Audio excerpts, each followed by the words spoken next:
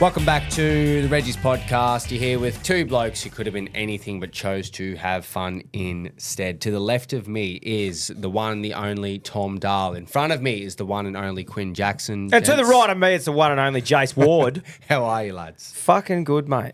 That's I'm good to hear. We got plenty of the usual suspects to discuss this week. A bit in the bar, the AFL, a bit in the biffing. And then obviously, once we're concluded, we will be getting into a bit of punting. That's right, mate. And it's all thanks to Neds, the punting. It is, it is. The best app on earth. It is. It's the best bookie on earth, but we will pump them up later on. That's right, we will, mate. Should we just get straight into... I don't really have anything RLC related or personally Happy birthday, related. mate. That's all Yeah. I can do. Thank you, gents. Thank you. what'd you Keep get up forgetting to, how young you are, bro. Oh, mate. Oh, I feel old being 22. Now I'm like, oh, I was like, and then I come in here and it makes me feel younger. Well, fucking, I'm 31 on Tuesday next week, and I just come to the conclusion that I'm no longer 30, flirty, and thriving. Mate, you look good for your age. No, thanks, mate. I've never looked good in my life, but but I appreciate that, mate. It's not all about looks, boys. No, it's not, mate. No. It's not. It's about what's on the inside. Yeah, that's right. Hence why I'm a podcaster. It's all about the voice, not the fucking face. Need to turn these cameras off. Yeah. But yeah, did you have a good day, mate? What'd you get up to? Oh, a bit of work.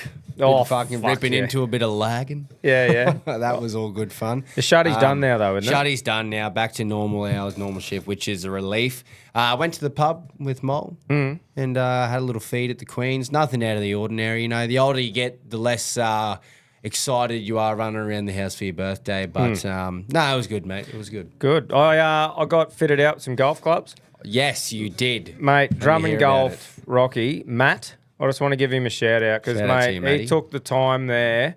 And like I had a booking there, went through all the swing and everything, and even just some tips to fix me slice, man. Like the wrist as you're going through, just turning it a little Did you change bit. your grip a bit? Oh, not really. It was just more when I was swinging through, remembering to try and just curve because the face of the club was open too That's much. most of the time what So it is, yeah. what I was doing, because I didn't know fuck all, was I'd just stand a bit closer to the ball and cramp myself, which meant it wouldn't slice, but You'd I come over wouldn't the get it top as too far. much and yeah. So, and then fix me swing a bit. Look, I'm going to be shit still, but it's great to know what I can work on if I'm slicing it heaps. New So- clubs as well, you got to take a step backwards before you go forwards Yeah. too. But mate, it was really good. Like, do you remember what you got ordered in? Nah, I honestly don't. Because this is why though, because the irons are a certain breed. That felt awesome and was hitting them really well for how I swing. The fairway wood was a different breed again because it was the best one that I felt of a there. mixed bag, yeah. Yeah, and the putter was a different one too. Yep. So, and they're not in yet. Like I haven't brought them home yet. Yeah. So I'll go and pick them up when they get here. But super stoked. And like I said, Fuck man, yeah, I that's would prime. recommend doing that to anyone who doesn't know how their swing is, doesn't know which club they should go, because you take the guessing out of it. There's a Yeah. simulator there, and you literally just hit balls until you get a club that feels smick. Buying clubs online is an absolute risk and a gamble because you just don't know how it's going to feel. Mate, even so- if you go and get a fitting or something like that, and then you can go away from that and then pick and choose based on what you find. But I just think, why wouldn't you do that? Yeah, 100%. If you're going to invest, especially if you're going to invest a fair bit of coin. Like, they're Yeah. not cheap. I knew that this was going to be a set that I'd have moving forward, no plans to change them. I kept me driver because I was like, can't fucking hit Liked that it, pretty yeah. sweet. No And, need if, to and upgrade. that's just No need to something. fix something that's not broken. Look, later on down the track, you can go and get a driver if you want. I can but guarantee you later on the track you will start forking out. You'll go, okay, I'll invest in this. Maybe I need to get some shoes because my feet are slipping on Well, the that's tee what I box. like. They're like, yeah, mate, just rock up exactly like how you play golf. So I was tempted to have a gummy Pluggers. and 20 beers and roll in there and say, this is me, bro. This is how I prep, mate. But I went in sober and just had me dirty old joggers on. Yeah, So, nice. but mate, it was really good. And young fella got some clubs. Man, that kid can hit a ball. And I don't want to sound like that guy who's like, me young fella's a killer. But like, just for a 6-year-old boy, Mate. he cracks them. When one of the first rounds of golf I played with you lads, this was before I was golfing and I was horrible, and Harry would have been probably 3 or 4 years old. Yeah. Genuinely hitting the ball further than I was, and I was going, okay, this kid could be something. And now you're sending videos showing me how he's swinging them, and I'm just going, that is going to pay off in the long run when he's even a teenager and his body starts to grow a bit more power in his swing, and he's just going to be toweling it up on the golf days, on the piss with all the lads. They're going to want him on their Ambrose team. Well, mate, it's one of those things, like he had all these little shitty sort of clubs that we made work since he was a young fella. He was hitting them all right, but he's really been interested in wanting to come. So I was like, right, man, we'll go. Just got him the junior set, like to his size and that. And, man, he's hitting them really well. So... Well, if you play your cards right, you could make you a fair few millions. But, mate, for me, it's more setting a bloke up for our culture, where we are, and what they're going to end up doing socially, right? Yep. So we've got a dartboard at home. If he can know how to play darts, know how to kick a footy, know how to hit a ball, play golf, pool, do all when that it comes shit. around to that time. It's like if someone's 18, first year apprentice, and they start going to do things in their work, or if he chooses to do that, it's just handy. You don't want them to be underprepared. You don't want to be that poor bastard who's never even swung a golf club. You know what I mean? The hand-eye coordination, starting it early, he's going to be a gun. Mate, I don't give a fuck what he ends up doing sports-wise, but you set him up for a good start. Yeah. 100%. So, yeah, stoked with that. And even being able to, if he's pumped to play golf, mate, like he's come for a few laps with us and he'll sit there for 18 holes. Yeah. And he just cracks you it get to with have us. a little mate play golf with And you, he cracks it with us off the start. And then he doesn't hit every ball, but he'll have a crack and then throw a ball out near the green and he farts around, chipping it up. And nice, man. But yeah, so I'm That's pumped, unreal. Jace. I'm pumped to have some clubs that I can fucking know are fitted for me and I can be shit with them. Start of a journey down a deep rabbit hole of golf. And mate, hopefully they're here by the Hamo trip. Oh, wouldn't that be nice? Hopefully a few weeks beforehand so you can get a bit used to them. Yeah. You don't want to be hosel rocketing them on Hamilton Island. Yeah, it's one thing hitting them good on a simulator. Yeah, that little AstroTurf mat might be set up for you to like your clubs a bit more than you think. Yeah. Yeah. Nice, mate. Good to hear. But no, it's good, mate. What are you been playing a bit since you... Oh, mate, I've played fuck all. Yeah. I'm finally going to go out for a hit this weekend for the first time in probably like 6 weeks. Yeah, awesome. And my whole motivation and goal is for Hamilton Island. I need to get into a bit of form before then. So I'm not completely shanking it and just horrid.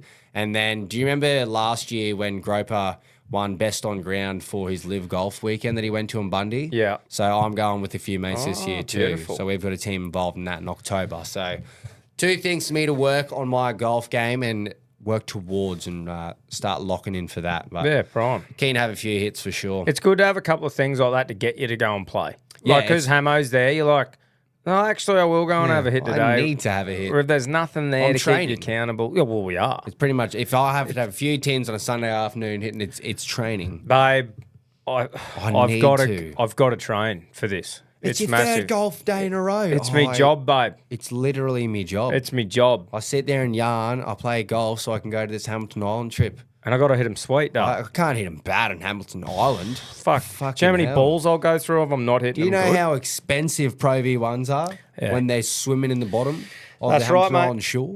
No, I'm looking forward to it, mate. Plenty of fun things ahead. Fucking oath. A few NRL talking points, Jace, before we get into a couple of games, put our tips in and stuff like that. Yep. The most important one for me, I heard a little whisper Little room. that the one and only Rabs is not happy in retirement and he's happy to work from home. I think he said this himself in an interview.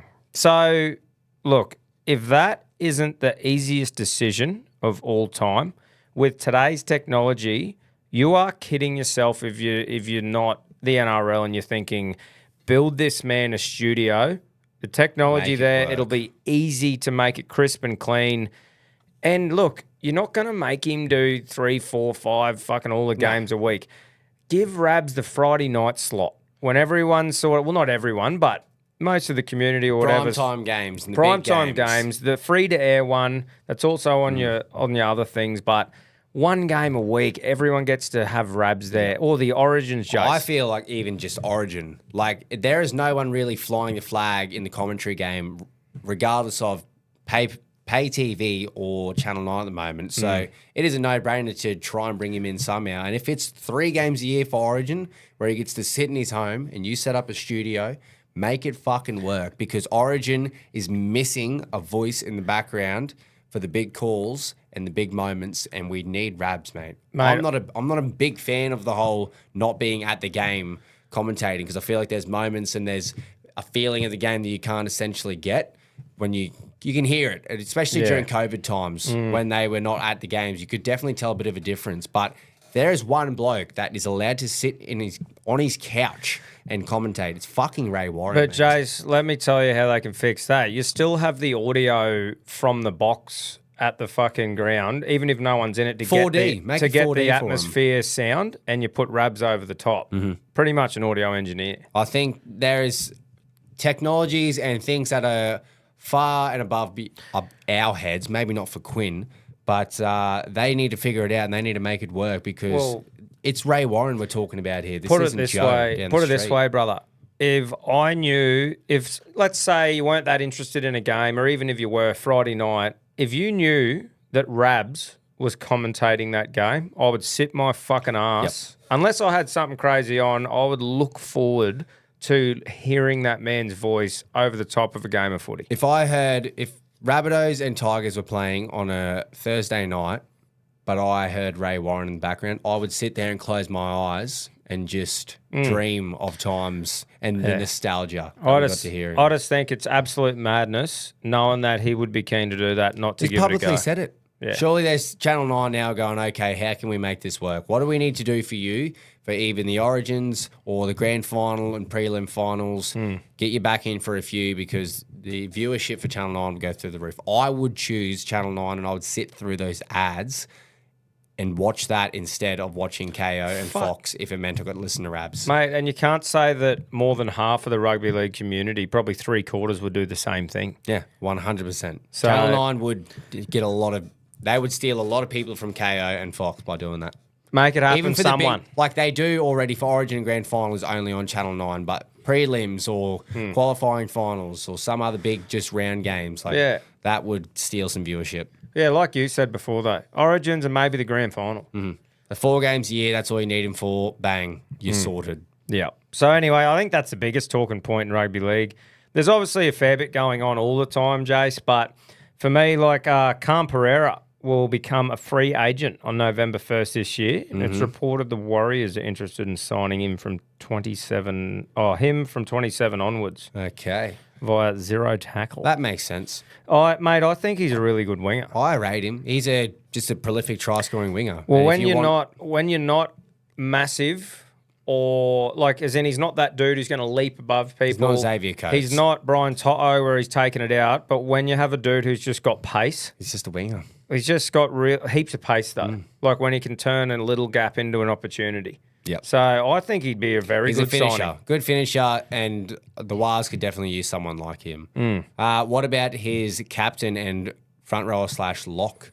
Tino has also come out and said he's going to test free agency come November 1. Yeah, mate, he's going to fucking... That's going to break the market in terms of who and nearly all 16, 17 clubs. 18 when the Bears come in. Who do you see it making sense club-wise to look at him? It's either, for me, staying in Queensland and going to someone like the Finns or Brisbane if they had the money, or he just goes over to Perth. Like, I don't know if he'd fit or he'd want to live up there, but Townsville, man, would be screaming out for it. Because Taumalolo is that, They need that marquee. So I think that would make sense, and they probably have some cash to throw at him. I think if he's going to relocate from southeast Queensland, he's going to want to keep that $1 million price tag. If he's going to go to Perth, they need to pay him at least $1 million a season. Townsville, $1 million a season. But if he got to go to Broncos or Finns or something, I could see him taking a little bit of a pay cut. So it's either southeast Queensland for me or Perth, I reckon. Perth, they would be stupid to not sit there and go, right, throw the absolute fucking kitchen sink at this bloke and have him lead our forward pack. Everyone else can just build around him because it would be perfect to start an expansion club with someone like that. Well, like we were saying the other day, man, or the other week, you talk about expansion clubs and the timing. Like, Dolphins didn't have the likes of Ponga, Munster and Tino potentially an option. Like, that is, even if they land one of those three to build a club around, they're in a fucking good spot to have a crack at Tino some decent players. And the forward, and then if you could pick up Ponga or Munster and just have that as like one of your spine players. So you have a spine player and a forward to build around, everyone else would want to come to that team. Yeah. Backs would want to come because of Munster or Ponga. Forwards want to come because of Tino. So they need to make that happen, and they need to throw all the fucking money at them. Yeah, fucking oath. No, that's interesting, eh? We talked about the training saga, the trainer saga, sorry. And yeah, it looks like the NRL is set to review the rules of when a trainer is allowed to enter the field and how long they should stay on That's good for to hear. during the end of their season review. Good to hear. That was in the Definitely, Courier Mail. I think they listened to the podcast. Well- PVL said he tunes in sometimes, so I think, he would have taken a few notes from what we said, and he's taking it on board. It's probably not a bad call. Not even that trainer thing. Like we said, that's a fucking rarity that'll ever happen. But I think it's probably not a bad thing. You don't want trainers sniffing around out there when they don't need to be there. Run out, give the boys a squirt of water. Do your job. Fuck off. Fucking give him some water. Bobby Boucher it. Get off.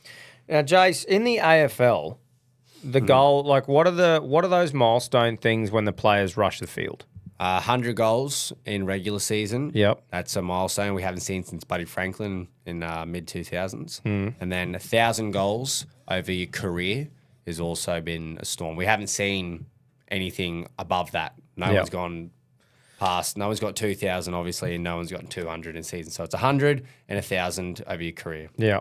So the reason I asked that is there's a bloke that plays on the Sting for the Rabbits. Oh, and he's closing in. 4 tries now, I think, Is it 4 tries? It's around 4. You're righto. Whatever it is, it's not much. Could be completely wrong. Whatever it is, though, it's not much. And I've heard a couple of little whispers or suggestions that, what are the odds of the whole crowd running on when he fucking becomes the highest try scorer in NRL history? I would love to see that. And that, to me, that's good in theory, except if there's 300 people at a core stadium on a Friday night for a Rabbitohs game, it kind of will lose its value. But I mean, if people knew that the NRL were open to that happening, then you'd fucking show up. Obviously, for it. security shuts it down after 5-10 minutes, but they know it's going to happen. Like there's a lot of shit involved, like all the units running on the field, how much is left on the field. I know all that shit, but how often does this sort of opportunity happen? No, I didn't think that in the modern era we'd see someone surpass it. Because who's the current one, do you know? Ken Irvine. Yeah, Ken right. Irvine, sorry. And he played how many fucking moons ago? When it was black and white stuff on the TV. That's all I know. You see a photo of Ken Irvine, he's got black and white jersey on. He's got black and white ski. So, fucking, we'll see what happens. Make it happen. Bunnies fans, Redfern, all of you turn up and make it happen. Just do it regardless. Actually, surely they can't find everyone. No. How are you going to, if there's 60, 70,000 of you, there's not going to be enough security to stop you. I don't know if we can actually get in legal trouble for saying do that. So, don't do it. Yeah, don't clip it up. Yeah, Gilly, fuck me, don't do that. Cunt. Imagine. Oh, but yep, righto. Anyway, we're not physically saying definitely do it, but I think it'd be great. The power's in your hands if you want to go to the game. Yeah, just go to the game and see what everyone else does. It's a good excuse to just actually try and sell out a stadium too. Look, Jace, if you're sitting there, right, and you know it was illegal to do, but you saw the swarms. He scores. They all start heading to the thing. Fucking loser. You're copping the fine, aren't you? You should get fined if your ass is still on the seat. Exactly. If 2 of your mates say, "Oh, let's do it," you're not gonna. You're gonna go, mate. That's a bit silly. I don't want to get banned and $10,000. Wait for others first. But if there's 50,000 on the field, if they're swarming, what are you? You're join nothing. the swarm. You're nothing in that swarm. Yeah. Fucking go for it. Exactly. So anyway, I just thought it'd be a cool thing because it doesn't happen that often. I don't think I've ever seen, I can't think of the top of my head any time they've swarmed the field in rugby league like that. No, I don't It's think not really it a happens. common thing in general in sports anymore. Nope. Mate, that's pretty much it from the talking points and that from me, other than the games, obviously. Should we go through them pretty quickly? I think I got 5 out of 8. Oh, I haven't seen my tips yet. I just want to say for that Thursday night game, as a Broncos fan, disappointing because the first 20 minutes look sharp and then the unthinkable happens. Right. Both halves shot by snipers in the same play. I was actually thinking, I was like, hang on, they've weathered the storm literally here. Like, Storm looked all over them, and they'd weathered them, though. And I thought, right, they're in the arm wrestle. They're in the grind, and then it was attacking footy. Bang, bang, coast bang. to coast, both teams just attacking. We had our moments. Melbourne still looked a bit better, but I thought we are well and truly in this. Reynolds, bull shot from the crowd. Ezra ball shot from the crowd. Rank, eh? Ezra's was like mid-tackle. Reno genuinely shot by a sniper, and I just don't know why he was chasing in the first place because I get it. You know, you want to be a part of the chase, but Reno, you're made out of glass. But you can't tell a bloke, oh, don't chase in case you do your hammy. No, but that's what I mean. If you're at that point in your career, you start thinking, what can your body handle? Yeah. I got 4 from 8. Yeah, So I got think 5. The one that I got wrong, I think you took Roosters, didn't you? Yeah, I did. Yeah. Yeah. That was also an absolute Jeez, cracker man. for maybe 15 minutes. Oof. Fiery. Fucking fiery. But we'll get to that in a sec. Penrith, 48-12 over the night. Saw that coming. Pumping. 28-12. Canberra, get over Manly. The Dragons, the Dogs, at the Strata Jubilee, get over the Sharks. The Shire Derby. The Shire's doing it to me. Yeah, and I'm not completely upset about it because when Broncos are fallen, so have the Finns and the Sharks, and they were nipping right at our heels. Yeah, and like you just said there, how about the fucking bit of fire in the game? Mate, that first 15 minutes, it was looking like this could be game of the year. Wound the clock back. Wasn't it? That was 20, 30 years ago kind of stuff. That's fucking proper rugby league. Yeah. And if you know what I mean, you know what I mean. Now, we've given back fencer a bit of the speed bump Spencer Collins. We've given him a bit of curry, obviously because we're Queenslanders. He's the villain. He knows he's the villain. He plays that role. He does it so well. He was very involved with that. I'm sort of like, I'm glad he's in the comp. Well, Just because I like having a bloke to be like, like, you know what I mean? it's good, but there's parts of it that I find still pretty cringe. I don't know when what he he's going to shaped up do and from did that. the big Eshe fucking walk towards him, and you just go, Spence, he was never going to throw any hands. Well, that's what I was sort of getting to with like, look, would I want to fight him? Fuck no. No, Probably if he did that to enough. me, I would run. But I just mean, I don't think there was anything ever getting thrown from that stance. It was, I think he knew what he was doing. It was like, righto, bruh, come on. Let's do it. And the crowd would have roared and the players got all G'd up. And even that in itself, just a quick shape up a on little a rugby shape league up field is all you need to That's get equivalent to everyone going. punching someone in the chin back in the day. Well, it got That's four a cunts off the field. That's a modern day chinning. Yeah, shape up. If Has you're getting sent 4. Sent for 10 just for fucking shaping up, you may as well just put one on the chin. Oh. But it was good for rugby league to see a bit of fiery I contest. just mean he's really sticking to this villain thing. Yep, And he's pretty young. So it's like at least we've got just a dead set villain. He's got a long career of being a villain, especially if he can continue good enough form to play Origin. He can play the role very, very well. Yeah. So anyway, a bit of fire up, Jace. We don't good. see it very often. We don't see it very often. Actual game performance-wise, Finns, the easiest comeback for Roosters in that game that I kept thinking would have just been the old look at the scoreboard. Yeah. 64-12. That's an absolute humping in a 9th v 8th contest coming into finals time. So pretty piss poor from the Finns in my opinion. Yep, I agree, mate. Then we get the Dogs. At a core, getting over the Bros, 32-14. Good to see him bounce back. I don't know if it is actually good to see him bounce back, but they did bounce back. We've said it many times, it's a slippery slope. Slippery slope. And I feel bad for him because you don't dislike the Waz. You want to see him be successful, but it's not happening this year, fellas. Titans go down to the Rabbitohs. 20-18. This actually was... I'd say a good game considering... For a poo slinger. A poo slinging spoon bowl, pretty much, a premature spoon bowl. Not a bad contest at all. Rabbitohs, just a different team with a few names back. Bring back Latrell, and they were a bit more fire in their belly and they wanted to lift a bit more. Yep. Jamie Humphries was back in the halves too. Did you see Jaden Campbell's try that Latrell stopped? Yeah. Early in the game. Yeah. Off his right foot, literally just had to fall over the line. He was in me multi. Did you see? Me fucking multi. Oh, no. You know how we talk about when something happens in a multi and It's gone. Disallowed try or a knock on or a stop, you're just like, it's gone. Gone. I had AJ, bang, got over, and then Jaden Campbell did that.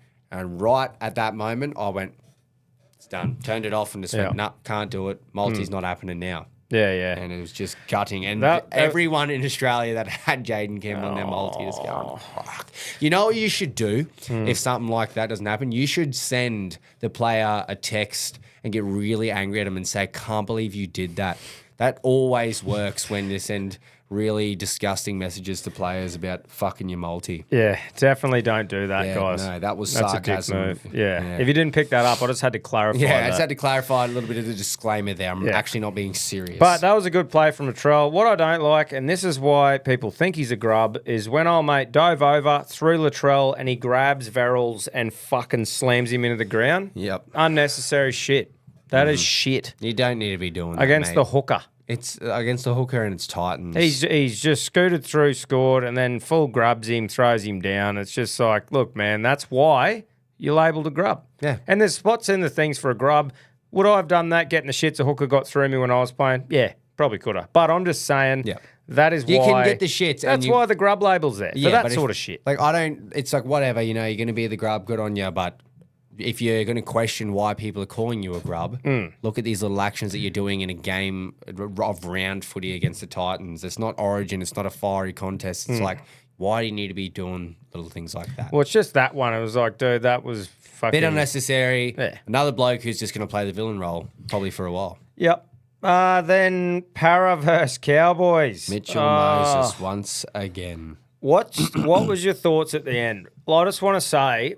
100% that's a penalty. I will never question that. The way the rules are, the bunker had no other decision to say stopped in the line, but fuck, it pisses me off the fact that cunt does not ever even try. Like, he could have easily ran past Nene, knowing it went out the back and got there, but chooses to just dive every single time. And I just go... Well, it was the most Mitchell Moses thing you've seen. And I know what everyone's saying. It's like, mate, that's the rules. You play by the rules. But I just wish there was a thing that could get brought in to be like...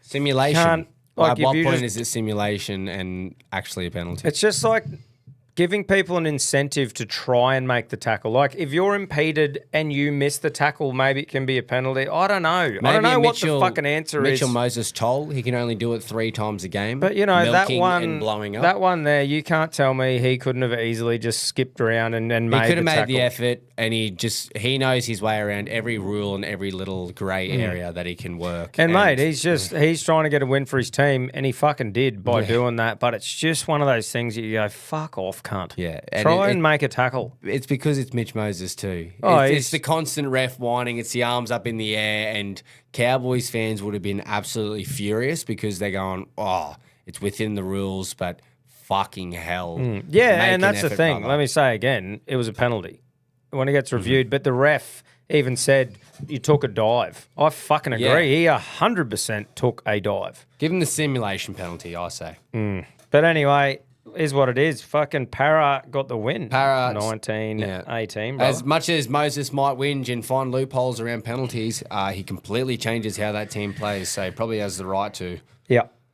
Should we put the tips in, bro? Yes, let's put the tips in. I got 4 from 8 last week. Oh, I mentioned that before, didn't I? That's all right, mate. Right. This game of the round starting Thursday night. How are you feeling about it, mate? Because I am thinking Penrith are going to win this. Well, I'm just tipping Penrith because they're my team.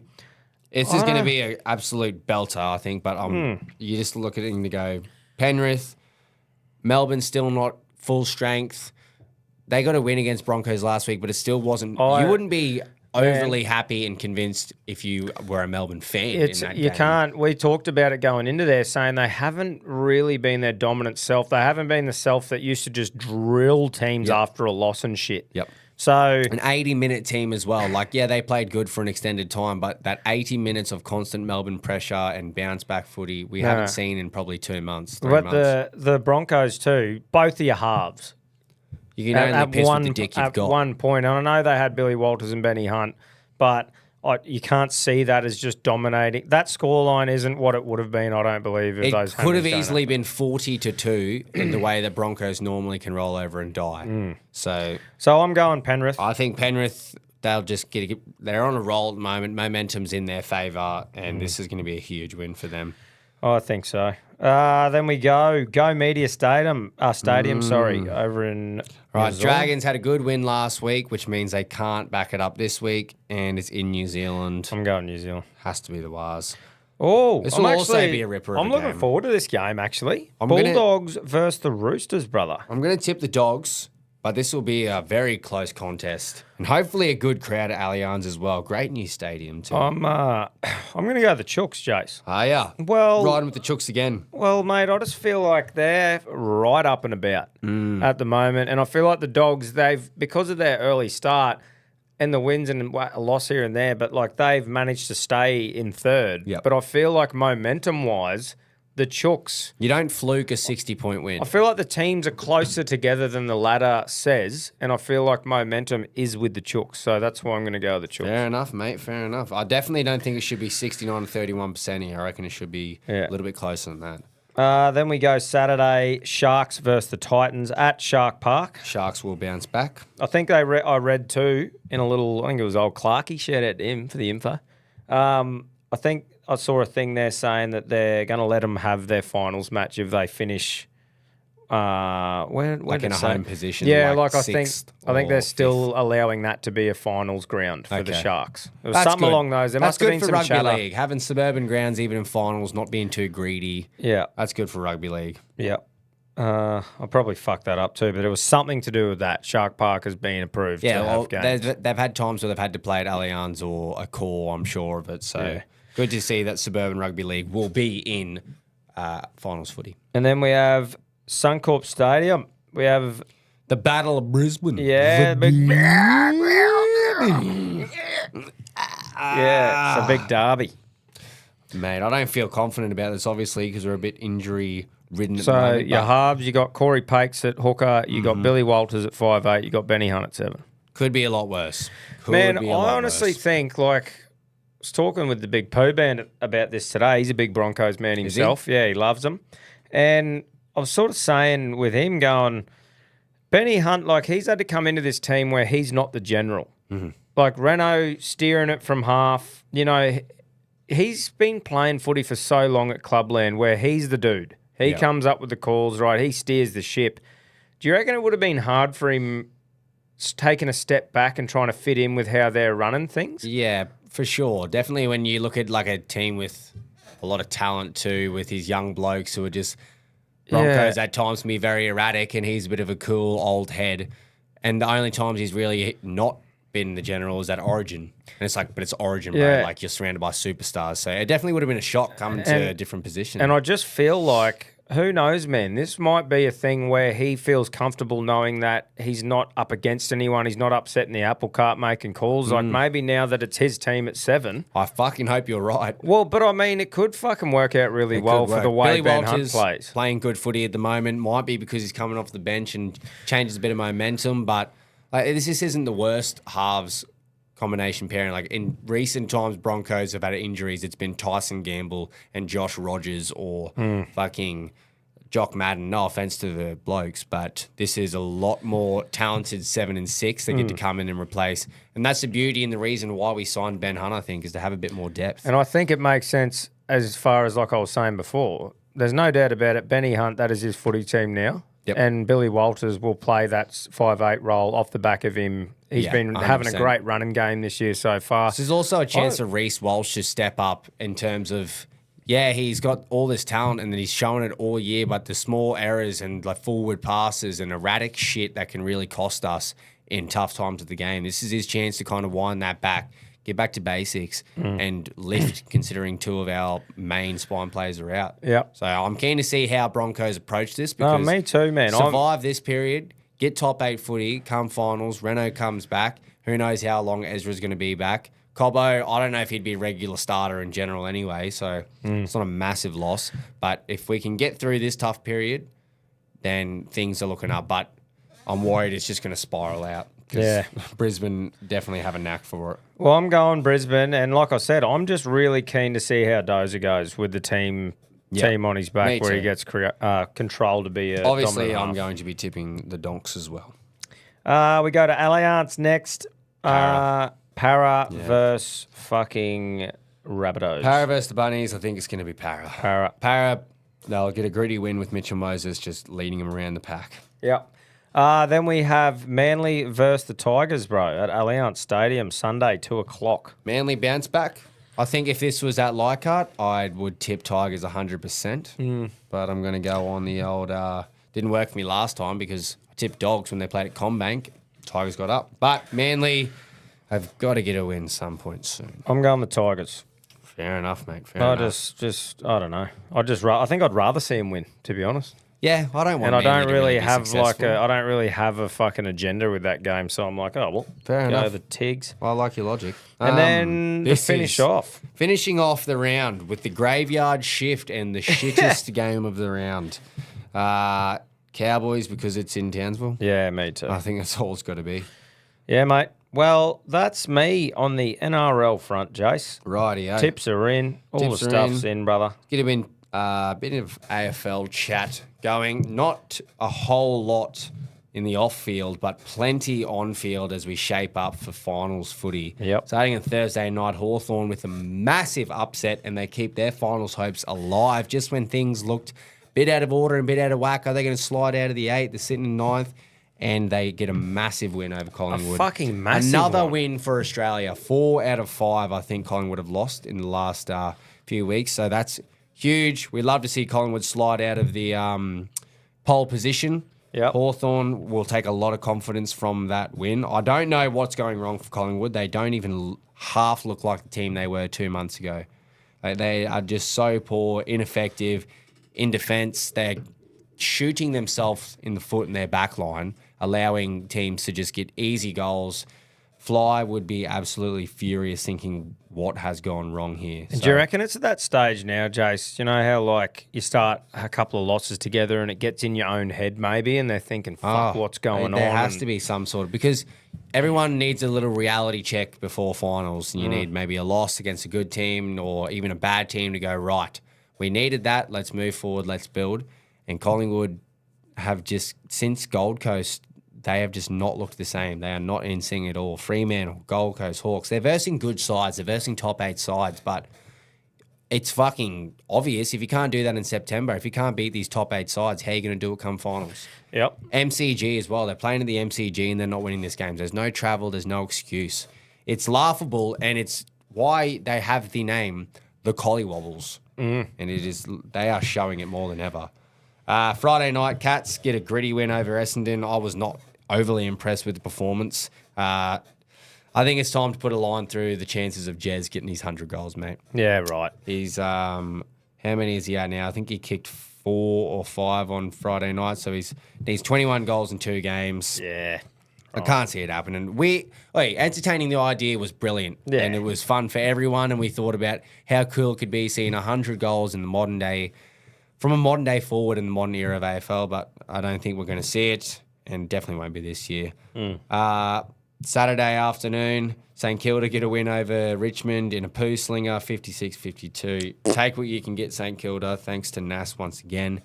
Upset of the... I don't know if I'd say upset of the round. For me, personally, you'd probably say Hawthorn v Collingwood, but Swans hold off from a late resurgence from the Lions at the Gabba too. This is Lions typical footy. They've done it all year, ladies and gents. They'll go out, they'll beat the big dogs, they'll stamp their authority in a tough situation, an away game with their backs against the wall. Everyone goes, oh, Lions are back. They're so fucking good. They're going to win the flag. They'll lose to a shitter team next week, and then it's a constant cycle of, maybe the Lions aren't good. Maybe they're not going to play top 8 footy. Everyone's spiraling out going, what if the Lions drop out of the 8 now? They've got a tough fixture. They've got Fremantle this weekend in Perth on Friday night, which will be a very, very tough fixture. But then they also finish with Hawthorn at home for round 24. So you go, tough fixture. Could they slide out of the 8? But they just won't, because this is what happens.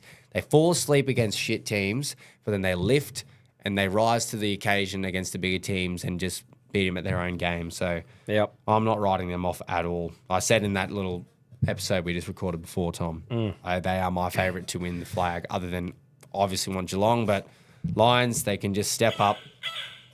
Crows, they're a chance, mate. I just can't see the Crows doing it coming like a prelim. I think they might just have a little bit of a choke in them. I think there's a choke in the nest. Oh, do you? Yeah, but Swans are trying their best to keep the season alive, but it's too far-fetched now, in my opinion.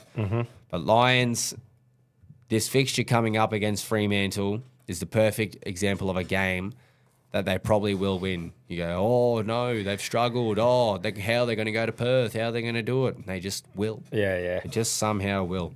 Suns hold off against Carlton, who also had probably their best quarter of footy they've had in a long, long time, and still results in a loss. But you'll take positives from it as a Carlton fan. Suns now, you look at them and the fixture they've got coming up. So they have to play 2 games in round 24, technically, because I think it was the cyclone at the start of the year that delayed them a bit. Yeah. So they have a game against Essendon to wrap up. They play Port away, which could be tough because it's Adelaide Oval, but, Port have been more than shit this year. And then they play Giants this weekend at home. So if they win those 3 games, they're looking at top 4 footy. And that is a well above par for Suns and Suns fans, because their first finals berth could be top 4 footy. Having a second chance could be huge in their favour. And no one wants to see the Suns suck. I don't.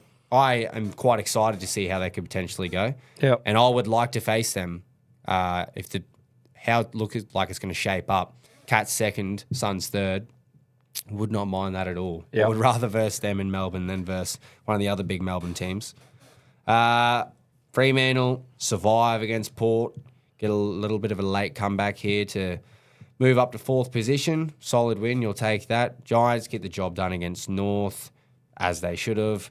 Dogs, never say die. They come back against D's in a bit of a scare, but they're trying to keep their season alive. They need a few results to go their way, but they're still a talented team that can get it done. And the Crows also survive a bit of a scare, mate. A few survival results here, and this was probably the biggest one. Well, I think it's a good thing getting a scare but not losing the game. That's the best of both worlds. You get a bit of a reality check. Kick in the ass. A reality check with the 4 points still is huge. But, mate, the Eagles I didn't get a chance to watch it. Was it a fucking... I only saw a few highlights, but West Coast sometimes they just step up at home, mate. You know, they get a big crowd. They get it on a Sunday afternoon.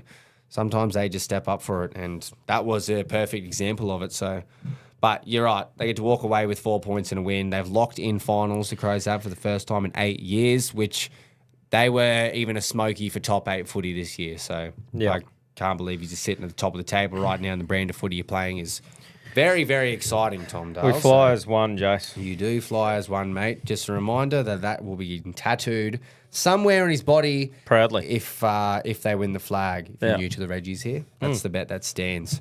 Right, let's tip. How did you go last week? 8 from 9. I got 7 from 9. What was my letdown? I tipped Colin. You tipped Hawthorn, didn't you? Yeah. That's a great shout. Yeah. All I missed was fucking Lions, which I feel like a lot of people. You wouldn't have dropped much because... Yeah, a lot of people would have been tipping them. I got 7 from 9, and I fucking dropped 3 places.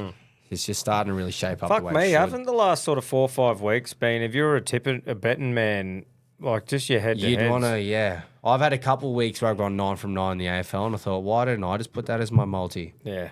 I don't know if I will this week because there's a couple tough results to pick. Yep. Starting Friday night, a game that most people will not be watching. They'll be tuning in for the one that starts an hour later.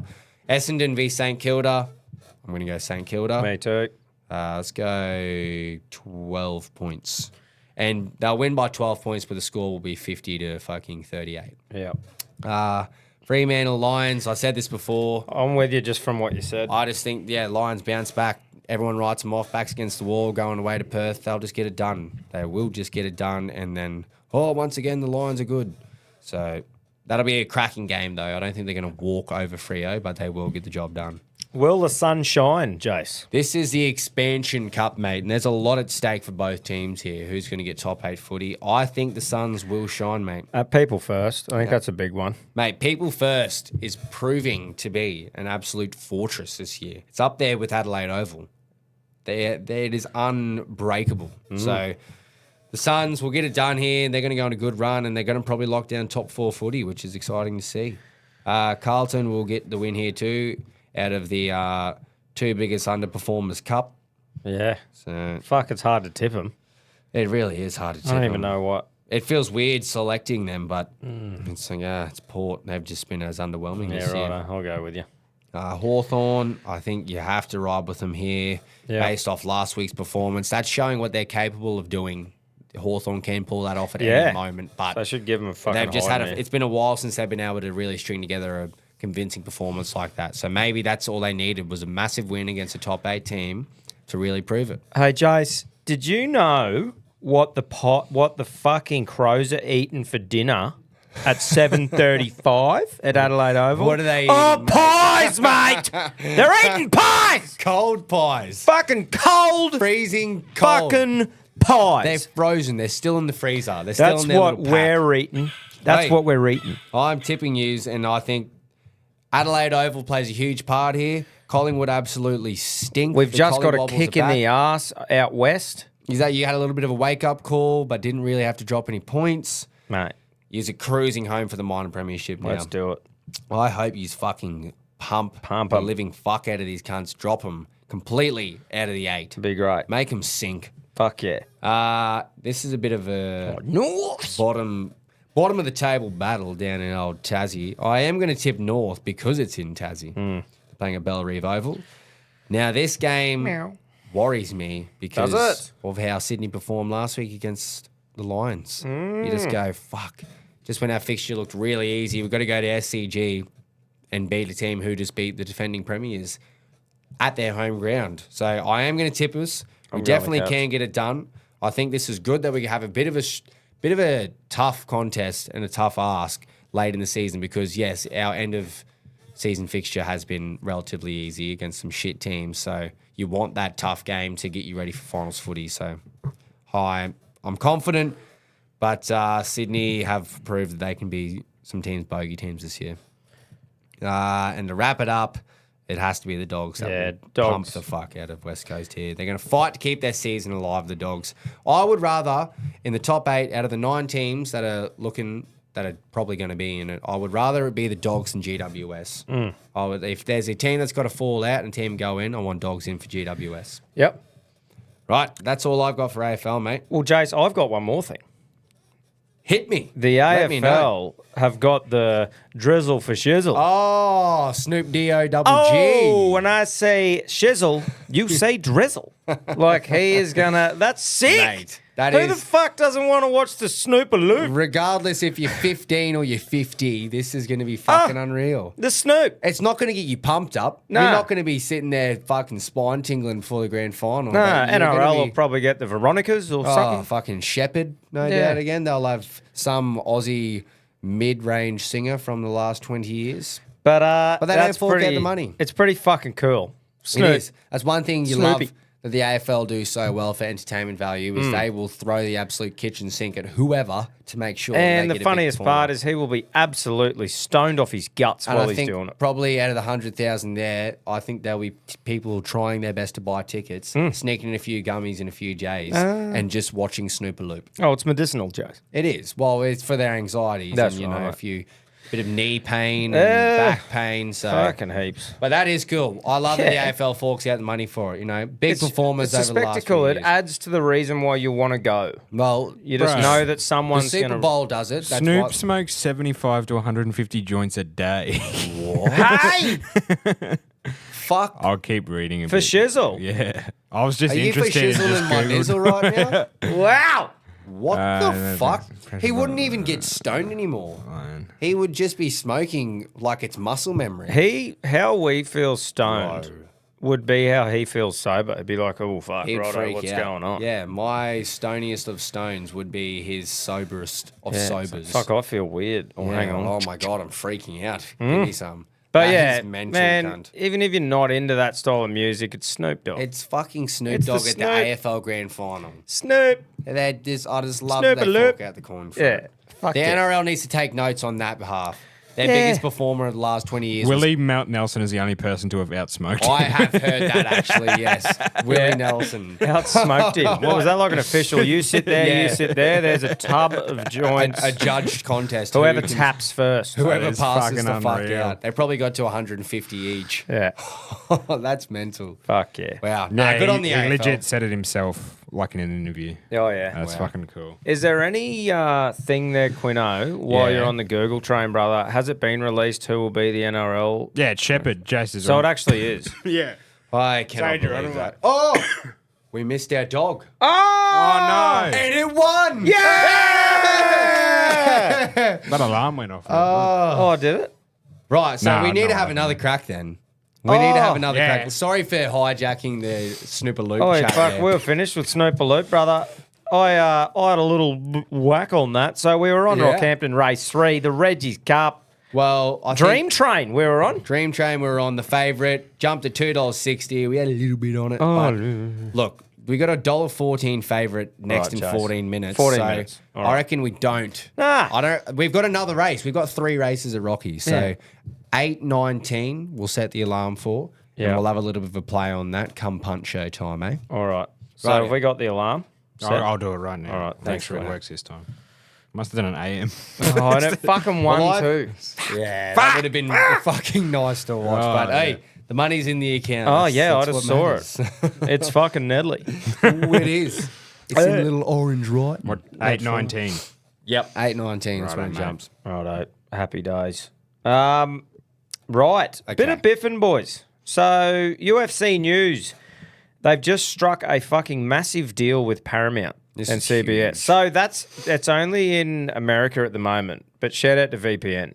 I'm sure those sort of services people can get VPNs. Well, people and UFC fans and combat sports fans have done a lot worse than get a VPN for Paramount Plus. yeah, like it's the money you're going to save if you're able to subscribe to one of those platforms and then watch every fight on there compared to paying every single main event card. I'm pretty sure it's play on if you pay for Paramount Plus in Australia and just use a VPN. Yeah. Surely. You know what I mate. mean? I'm not sure how it works, but I'm sure there's going to be ways around it. They Yeah. can't just make it But like that. it might be like how American Netflix is different to Australian Netflix. Like Yeah. your Australian login would not work for. So if you use a yeah, VPN copy. for America, it might say you need to make an American Paramount Plus. But Maybe. it's still worth the coin. Oh, fucking oath, man, for sure. I just think it's smart. Like they'll probably say, "Oh, the sport's grown this much. Look at all the people watching." I don't know if it'll grow, but you'll see more legitimate numbers because there won't be 50% of the population illegally streaming it.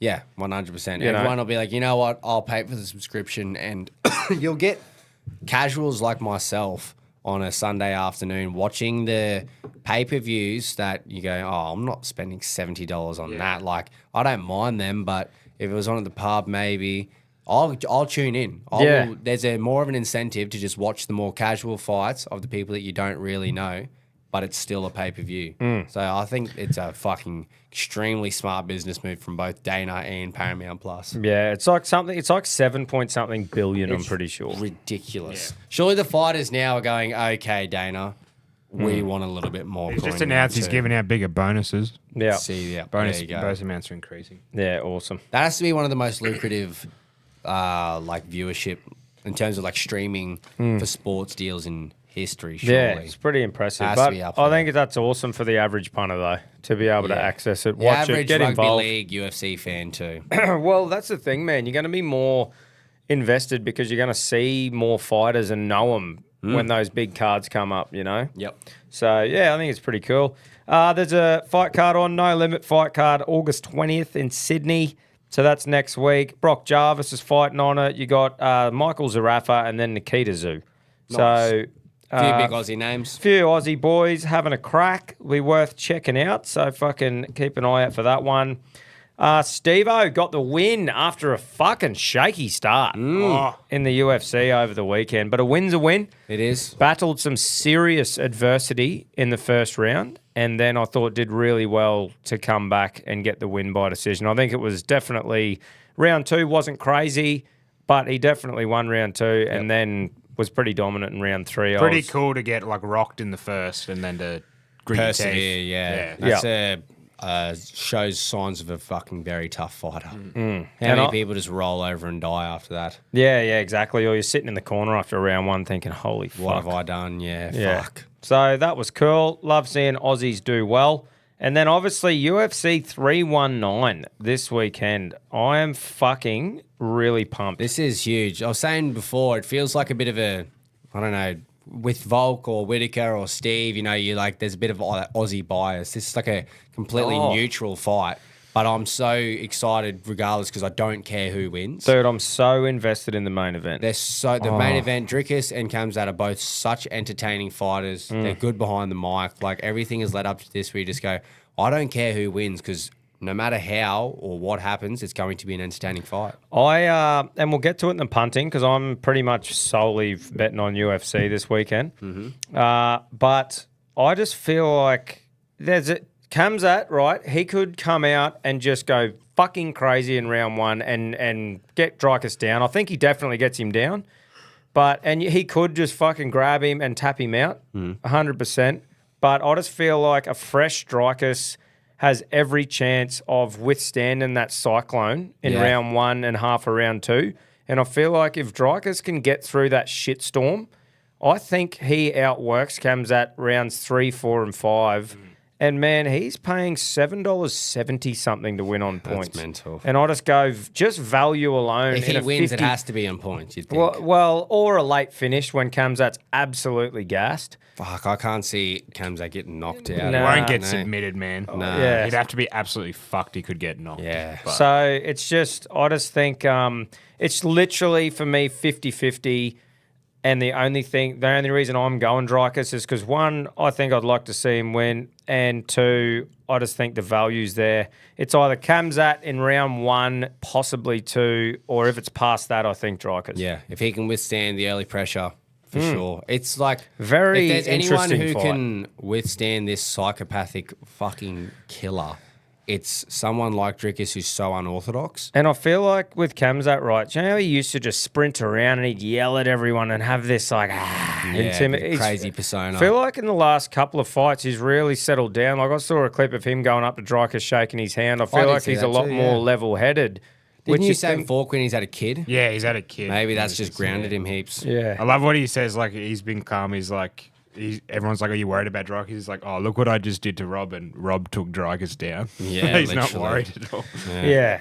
So Almost intimidating. and man, that's like, I mean, I think he definitely takes him down. But you have a look at how solid Dricus is, and when he's fresh, man, that is not an easy dude, I don't think, to manhandle. Big He's a fucking middleweight man. Like, I know Yeah, what he bro. did to Rob Khamzat, but the other dudes who he's literally manhandled, compare them to Dricus, it's not even a nah.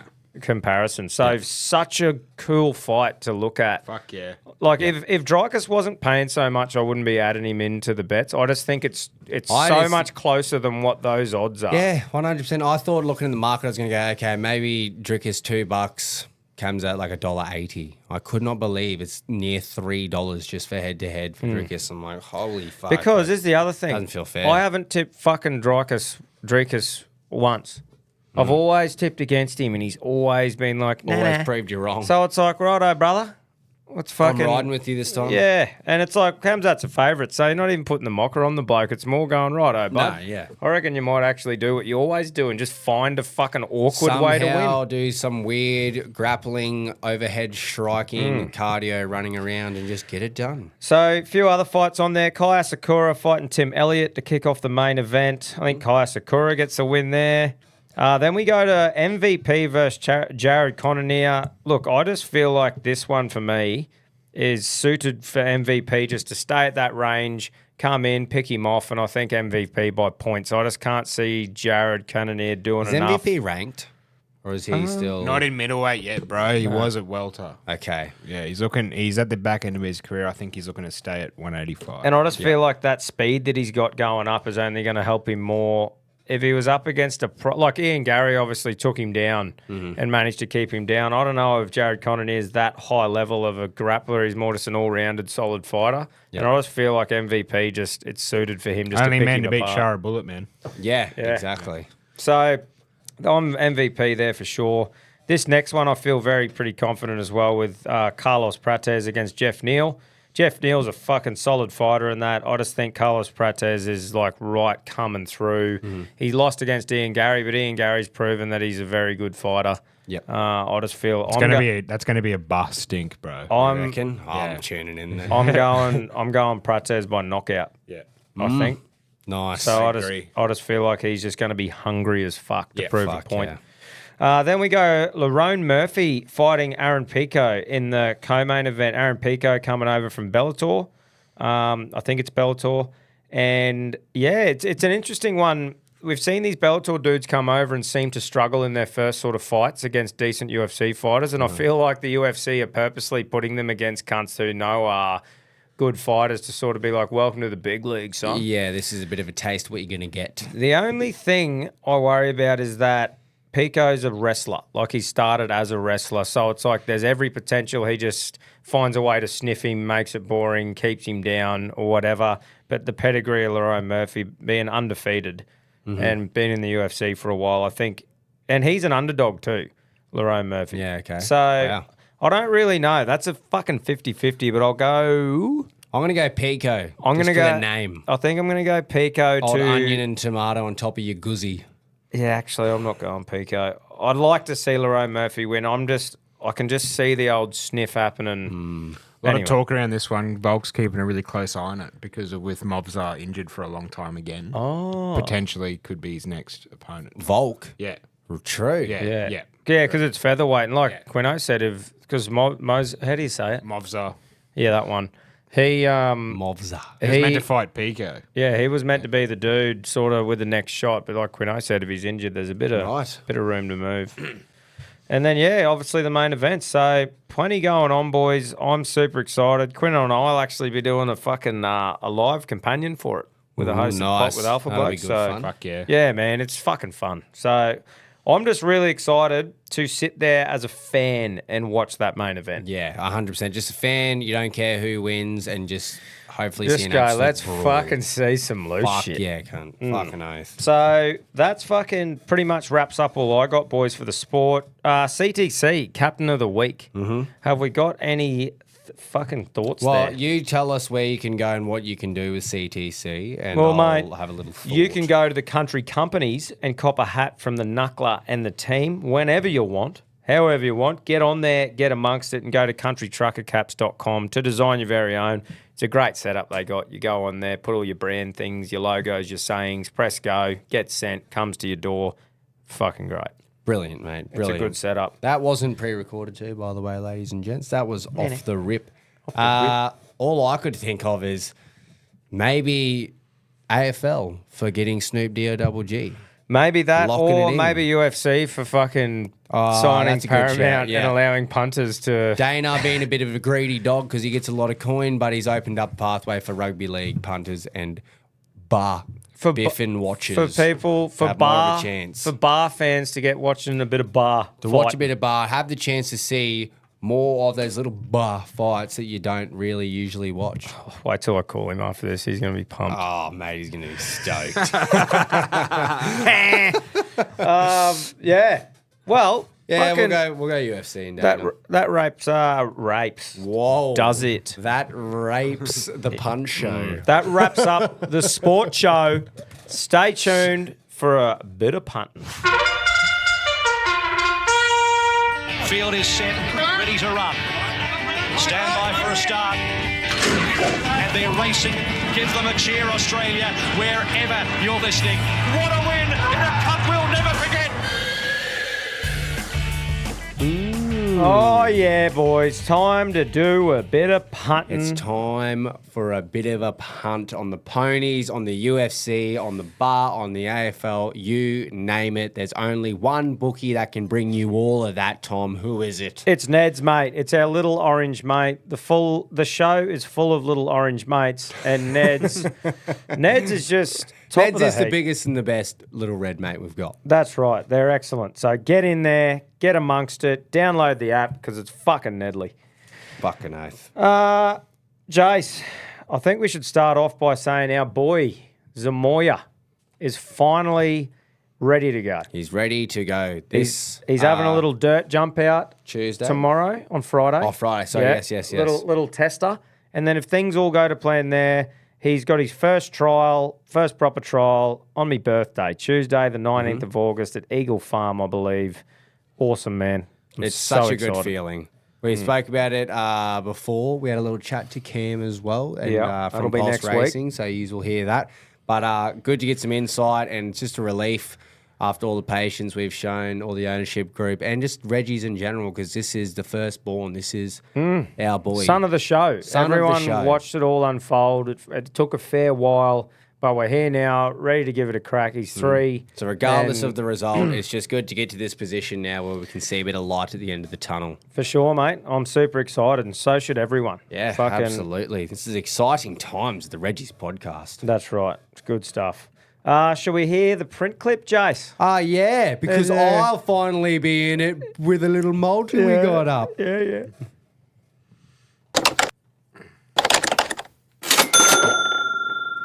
Feel like McLean crosses for a meat pie. Him just to score any time is paying $2.45 with Neds. Nasiah Wanganeen Millerer. I'm going to go him 30 plus disposals against Richmond this weekend. That's $1.35. Let's go, Steve-O. Nice. To win by yes. TK or points. What's that paying, Quint? $1.90. So I'm going to the NRLW. And the Roosters are going to win 13 plus against the Titans. You're getting $2.05 for that.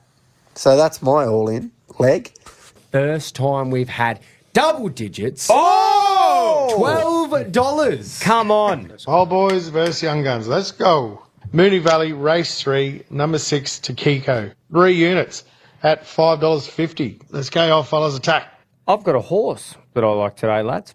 Really? Yeah. It's been a while since you've had a tap on horses, mate. Had a look. Eagle Farm, race 1, horse number 5, Cunnamulla. Oh, All 5 units at $3.80 with Neds. Look, it's not the biggest value thing, but it's just one that I saw, I liked, and I'm doing, and that's it. What are you really gambling with?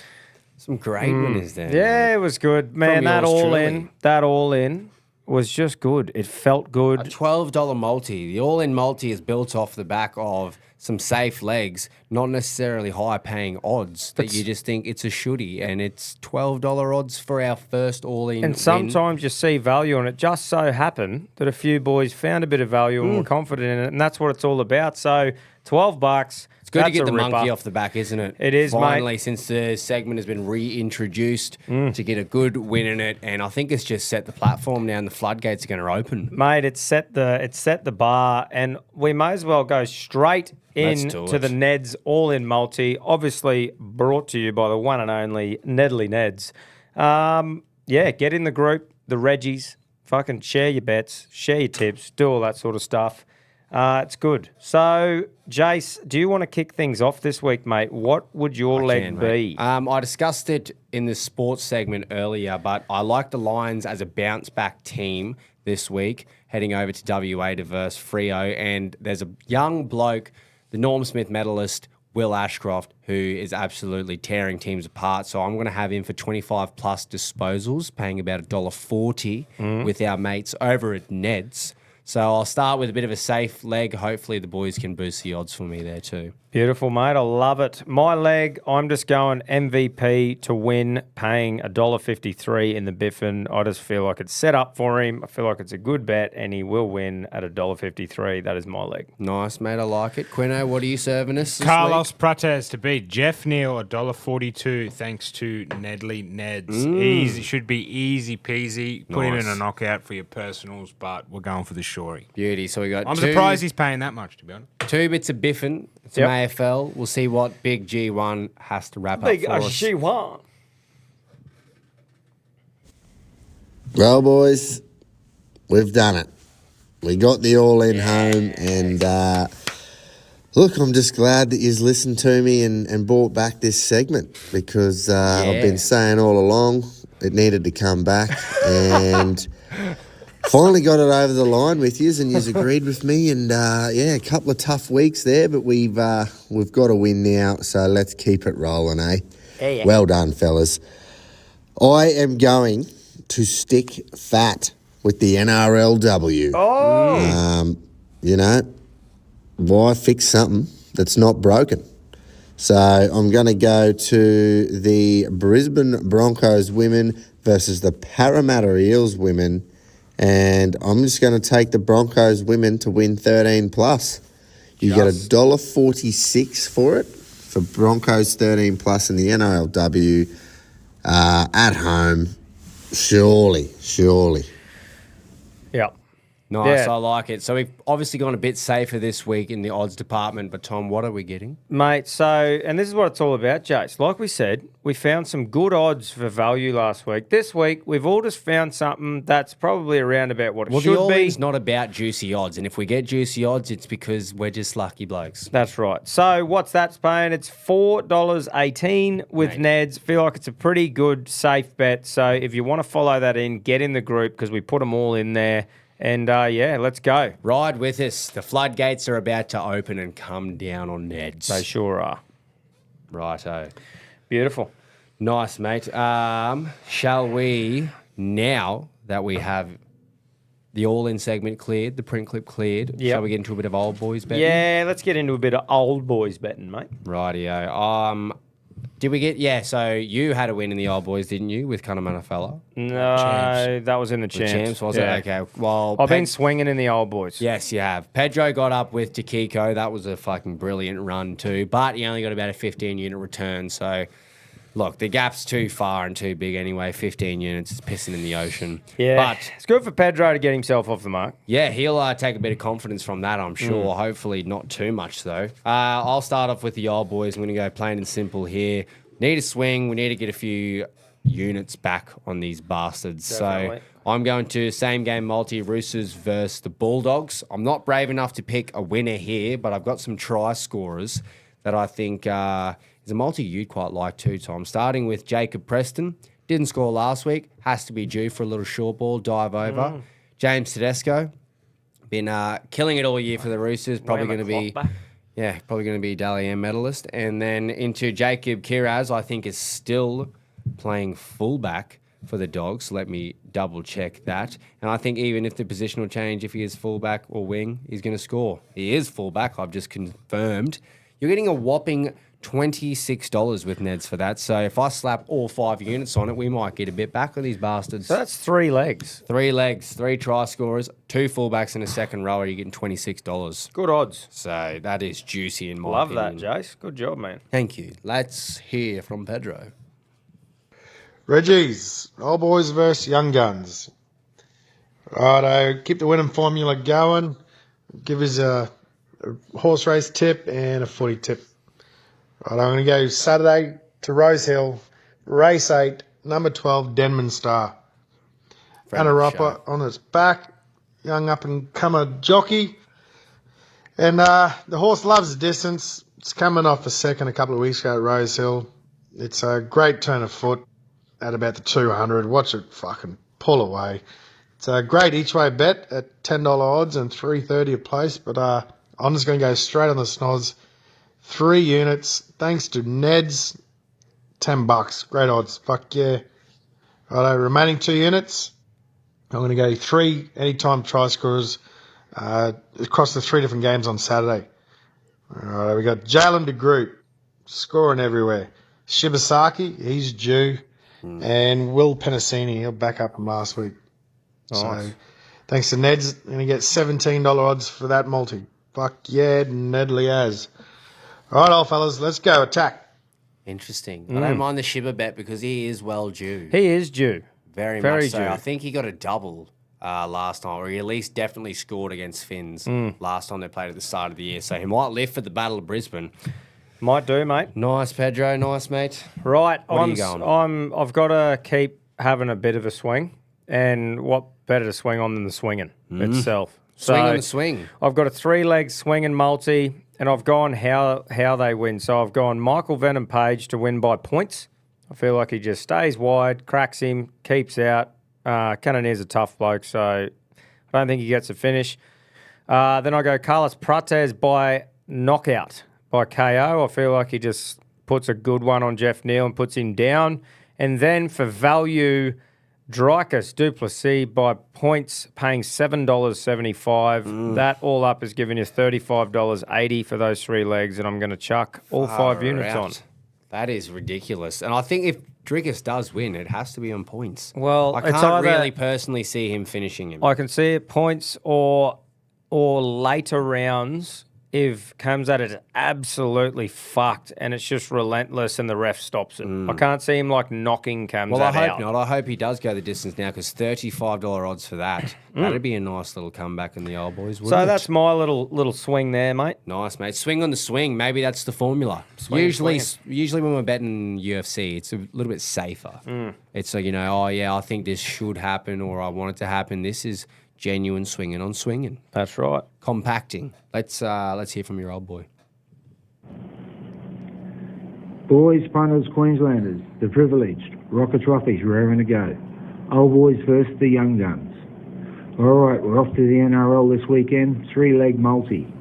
Only 3. Stags to score 2 tries or more. RTS to score 2 tries or more. And Tommy Turbo to round it off for another couple of tries. Seems like 100 or something. Let's go 5 units at $140. Only on Neds. Jump on it. Stay hard. Fuck. Jeez, he's really found. I think he's liking this 2 thing. Yeah, the value stuff. What did he have last week? He had Addo Carr for 2, and he had which he got KO 2, Weeks. and he had KO Weeks, who for some reason just didn't score like he normally does. So I think he's So got a Addo Carr sniff. gave him the sniff. Yeah. And he's just smelt blood, and he's a shark ready to hunt on 2 or more Makes me tries. nervous. That does. 140 is fucking ludicrous. That's as rank. Well. Yuck. Ugh. Righto. Speaking of some big swingers. Oh, a couple of big dogs. Couple of big dogs, at least they think. Yeah. Let's hear from G1. Big G Juan. Reginald's young gun Keats has got a serious wound that refuses to take treatment, and no matter what we do, the bleed just continues to flow. Will that stop us from trying? Fuck no. Listen up, here we go. Rose Hill Race 4, number 8, Tuileries. Flopped first up, but I'm sticking fat at $3.40. Not enough. We go to Rose Hill Race 8, number 5. We've had a few goes at trying to find this one. I speak of punting. $4.50, it's his time to shine. Still not enough. Caulfield Race 8, number 5. Barb's lollipop trains this one called Desert Lightning, and geez, he's a good horse. $8 a win, and that's finally enough. 3-leg multi at $123, and we'll play it safe again with all 5 units. Happy punting. Come on, the young guns. Love it. Nice groper. That was obviously Young Gun Keats. Yeah. Hey, I've completely forgot about the impersonation. Yeah, It's always yeah. a good little surprise, isn't it? Mate, that was, I like that bet though. Well, I'm glad that he impersonated Keats this week because it means we're getting a swing. Yeah. An absolute swing, Swing on for the the horses. ages. There's been a fucking, I feel soft only going $25 odds. Everyone is No, but at least all 3 have exceeded had me. a crack. We've We've got to had a the big point, crack. Pedro's had another win. What the fuck are we doing? Yeah. You got to have a go. There's not even, I actually had, I've got a multi save from the Lions and Freo game, paying about $5, and I went, that'll be good. I reckon that'll get up, a bit of value for a few legs in the AFL. And then I just went, what am I doing? What is 20 units going to serve? 25 units going to serve in this segment? I need fucking big odds. Yep. So, speaking of big odds, Yeah, speaking of that. let's hear from old boy Keats. Reginald, congrats to all the print clip, especially Pedro. Come on, the old boys. Look short and sweet for Keats. Run off his feet today. Ruakaka, New Zealand. Race 6, 3-year-old stakes race. Number 3, Nocturne. Look, W. Kennedy aboard. It only had 1 run. It's back for its 2nd campaign. They kept his agates in during the break, so I just got this little feeling, lads. $31, $7.50 a place. I'm going to have 2 units each way. And with me last unit, I'm going outside the fucking square for Keats. Me Brisbane boys, me Broncos, they're in strife. Guess what? The winning margin will be 26-30, and we'll have the same game. Sibasaki, Katoni Staggs, and Billy Walters to all score. You're getting $199 for that. I'll have 1 unit. Until next Nedley week, come on, the old boys. So what, he's picked the exact margin, He's is picked he? exact margin 30 to 26, and he's gone Sheba, Katoni, and Billy Walters. $199 odds. Oh, it's just disgusting, isn't it? They're just that fucking- would be They're standing over the top of us just swinging. bro. So Obviously, he's not going to be the biggest unit return. That is dog. our greyhound. Dog. Let's go.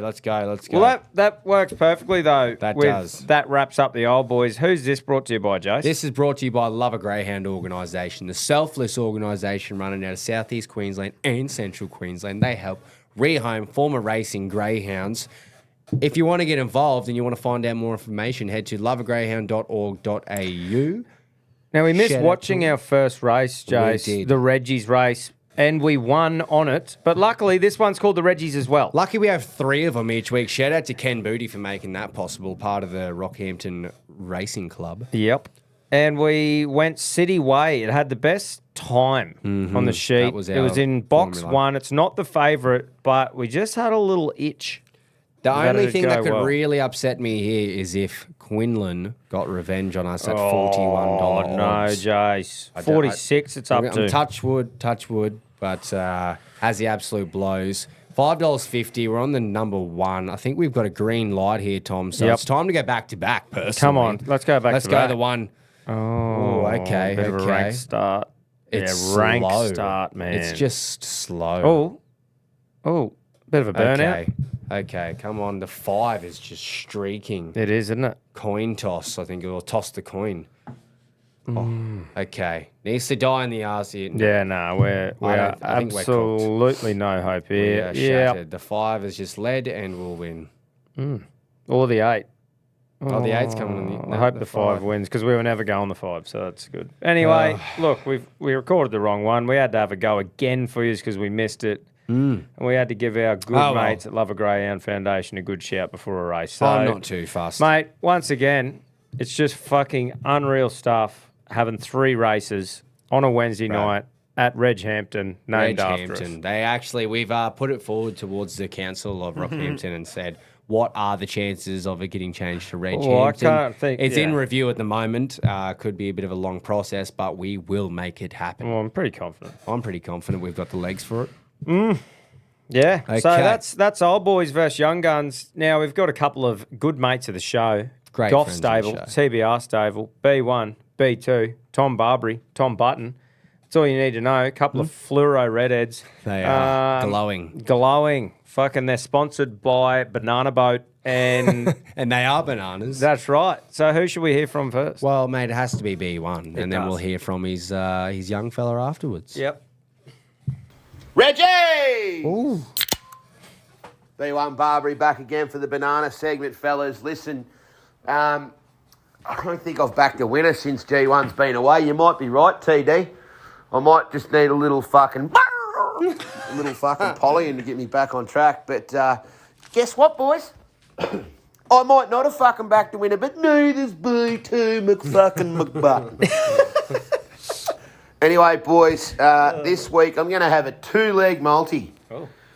I'm going to go Dubin Race 2, number 2. 22, Zoology, trained by Peter and Will Holbert.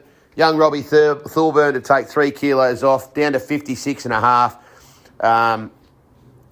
He is taking on the Mackay Cup winner in Hype. That's a fucking long road trip back from Mackay to Brisbane. This horse was brilliant in the Grafton Cup last start, over 23.50. Back to 2,000 metres. He's almost a month between runs, and Bill would have had him tipping over really, really nicely for this race. I think at the weights, like I say, 56.5. Mackay Cup winner Hype's got to give him 3.5 kilos, and I think this horse is a better horse, especially at the weights. From barrier 1, he'll dictate, either A, dictate, or B, sit in just behind them, and I think he'll prove too good. He's a track and distance winner. Rob knows the horse like the back of his hand. He's had a lot of success on this horse, so I do think he provides very good value at $3.40. And for my second leg, I'm going to go to Caulfield Race 8 and just fucking gob the old boss off a bit more. Haven't done it for a little while.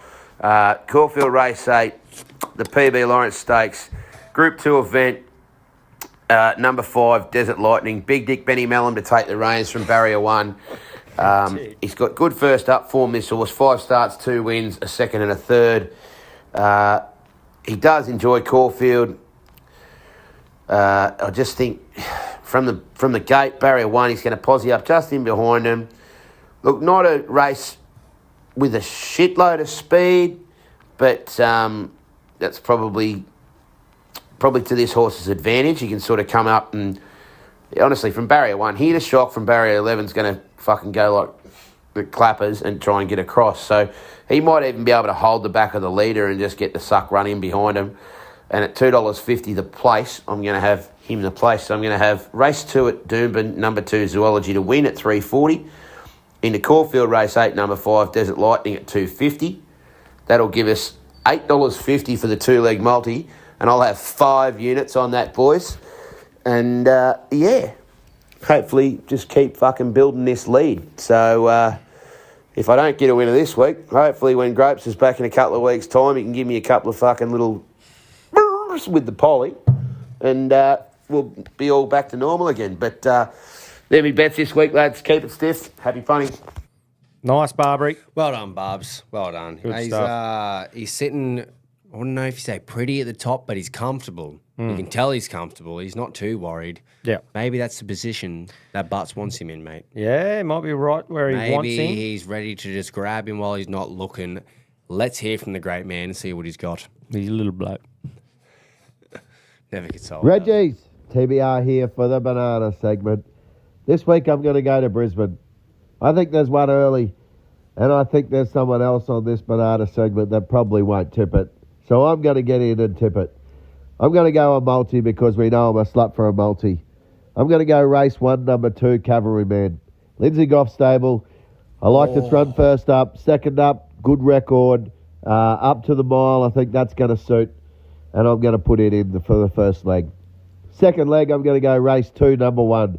That's right, I'm going to have an early race multi. Race to race multi. Race 1, number 2. Race 2, number 1, hype. For that, you're going to get $24. I'm going to have all 5 units on it. Good luck, happy punting, and remember, the Moya, the fucking Moya. Wow. I love, would that be in Barb's head, like going, I've got to train this horse to beat me? That is mind games. He's going to be looking at that horse all week and he's going to be going, you could potentially revoke B1 status. But obviously he's not going to, not go harder in his work or do his job properly. But that horse is just going to be looking at it all week. That is absolute mind games from Button, and I love it.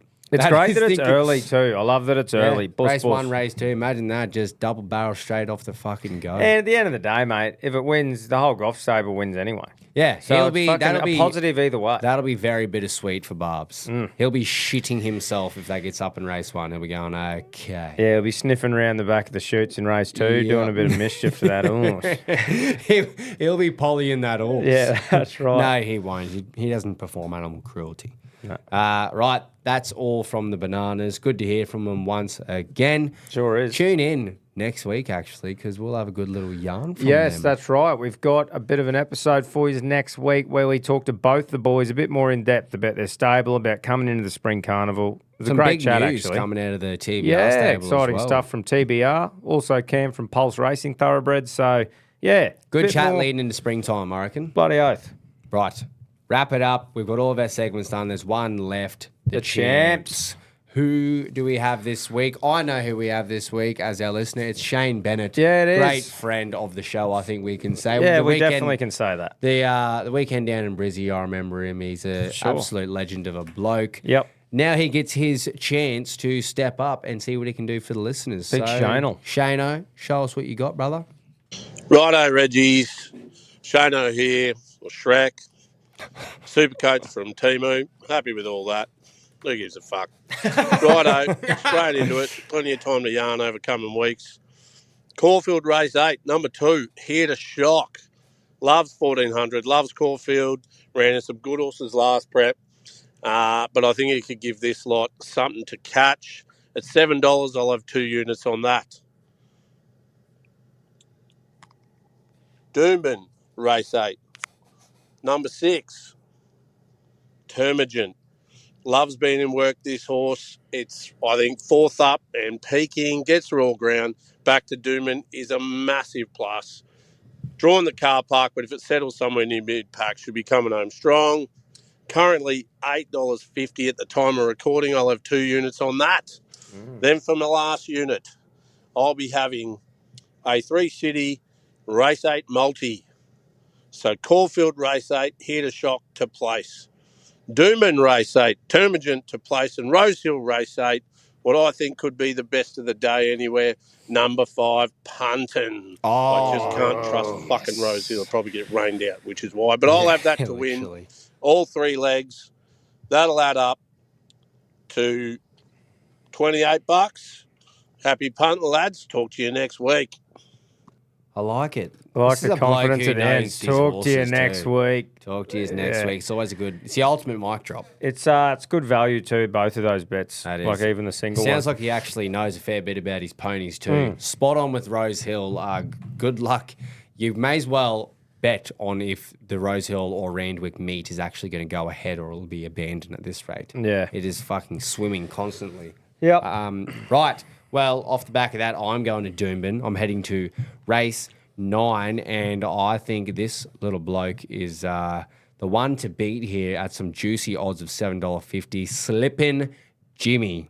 Oh. It's 4th up here, Tom, after being a bit of a bridesmaid this prep. Had a 3rd last start, 2nd last start, but loves the distance at the round. It's 1350, but loves the 1400. So it does well on a soft track as well. So depending on if we get an upgrade or a downgrade, I haven't actually checked the weather in Brizzy for this weekend. But regardless, if it does stay as soft, I think it'll suit perfectly because the track will be ripped up come race 9.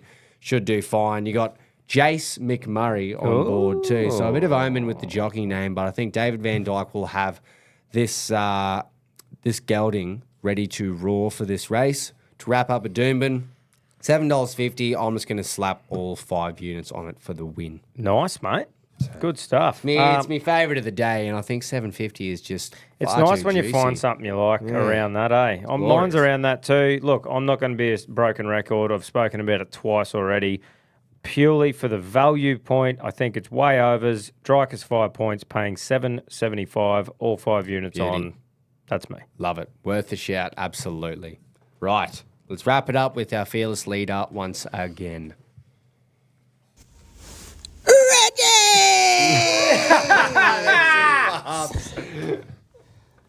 No soft drink crack tonight, boys, because I'm still at work scooping up shit, working me fucking ass off before I head home for a nice meal that I've got planned for tonight. All about sharing the responsibilities, eh, boys, if that's one bit of advice I can give. If you've got a good one at home, make sure you do your bit and, hold on to them. Anyways, it's been fucking cold down here in Brisbane. I had about 3 layers on the other day, and I walked into the corner store and I see someone in there with shorts and a t-shirt, and I thought, geez, you must be cold, mate.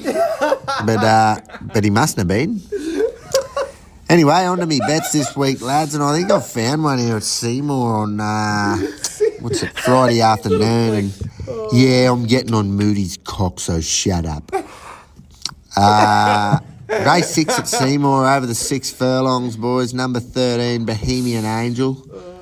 Very, very lightly raced 4-year-old mare who was able to break the maiden last start at Ballarat.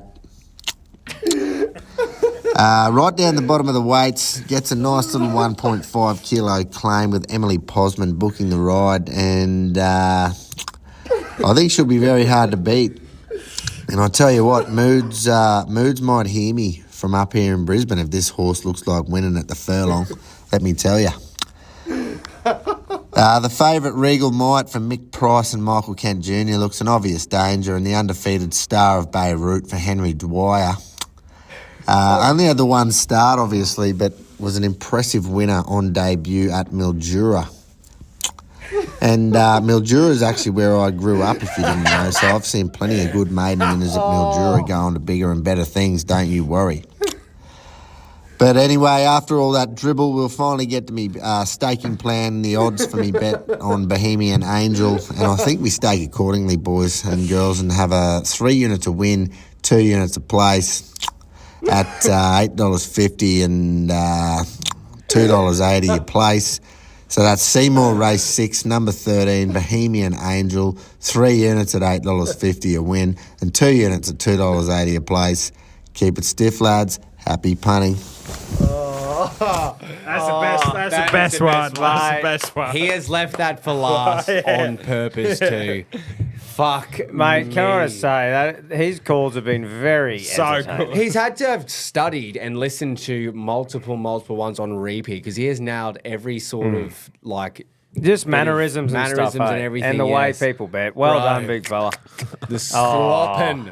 Boy, we've just been saying, right, that Barbs is that due for a poly. There's his if that's not a good clip round the head to say I'm back soon, That motherfucker. is one of the all-time pollies. Yeah, watch me soon, cunt. I will be back.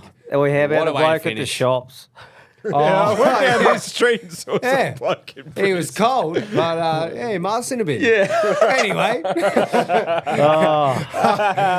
a was way to good. finish the show. Well done, G1. And Can't like- wait to have you back, brother. That's fucking gold. Fucking oath. I'm keen to hear about how the big Yeah, fella's golf that'll trip's be gone. Now, next week, we've said it, but it's a bit of a different feel next week. Tuia's a whopping 2 rang in. So we've Good had on to yous. improvise and come up with some stuff. So lucky we had 3 absolute legends in the racing industry that were keen for a yarn. Cam from Pulse Racing and Muster. Had a good chat with him about Zamoya and how things are looking with him and their side of things. Barbs and Button both gave us their time, which we greatly appreciate, to We really do. dive into their stable and how they're looking. We put a couple of futures bets in, and it was actually, I really enjoyed the calls, personally. I did, yeah. Like, obviously, you know, we're on here to create a podcast for you to listen to, but we had a great time just having a chat, seeing how the lads go into their stable, their thoughts and predictions for the spring, maybe a few futures bets too. So Yep. just good to see some insights, see how the lads are going. Yep, it was good. So that'll be the same days we normally drop next week, guys. And like we were saying, like you'll hear about on that show, we don't have all the bets getting played on the show, but there will be bets sent in, and we will put them in the Yes. on the socials, and they'll all be in the Neds group as well. So So if- nothing changes as far as that goes. If you're over the age of 60 and you don't have social media or the Neds app and you just listen to the podcast, this is your chance to download the Neds app, head to Yep. the group, type in the code The Reggies, all one word. So then you will see when Tom Dahl puts up the bets each week, it'll show everyone there, bang, copy bet. Or if you want to head to the socials, download Instagram, head to Instagram or Facebook, and you will see the slips that get made up by myself.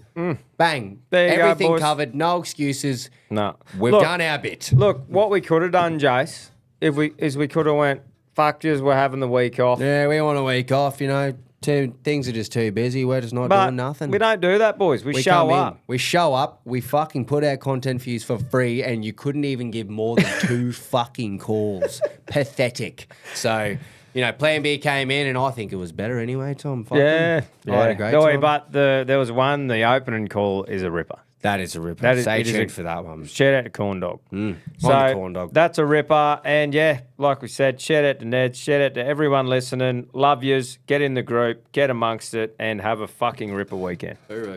What are you really gambling with? For free and confidential support, call the number on the screen or visit the website